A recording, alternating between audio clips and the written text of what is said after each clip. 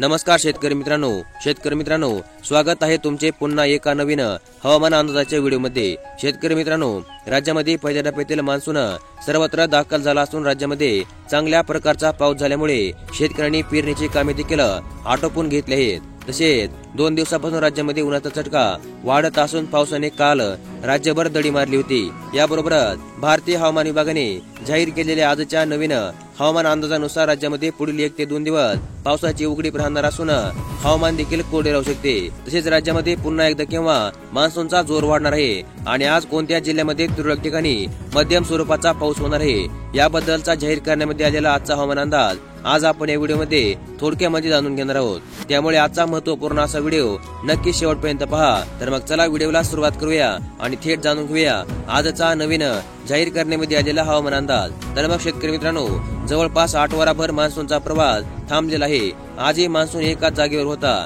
राज्यामध्ये पावसाचा जोर कमी झालेला आहे।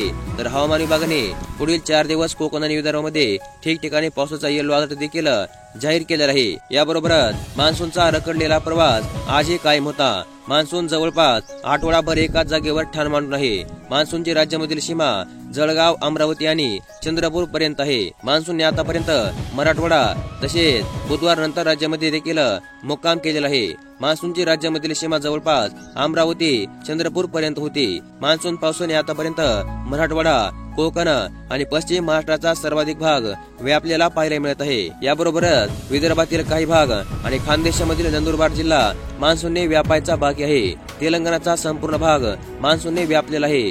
तसेच छत्तीसगडच्या आणि गुजरातच्या काही भागामध्ये मान्सून आतापर्यंत पोहोचलेला आहे। मान्सूनची सीमा आजही नवसारी, जळगाव, अमरावती, चंद्रपूर, बिजापूर, सुकमा, मलकानीपूर आणि विजयनगरम या भागामध्ये पाहायला मिळाली। आणि सर्वात महत्त्वाचे म्हणजे मान्सूनच्या वाटचालीसाठी पोषक हवामान असून त्यामुळे पुढील 4 ते 5 दिवसांमध्ये मान्सून ओडिशा, महाराष्ट्र, छत्तीसगड, किनारी आंध्र प्रदेश आणि बंगालच्या उपसागरामध्ये आणखीन काही भागामध्ये प्रगती करेल अशा प्रकारचा अंदाज हवामान विभागाने जाहीर केला आहे। तसेच राज्यामध्ये ठिकठिकाणी पावसाचा अंदाज आहे।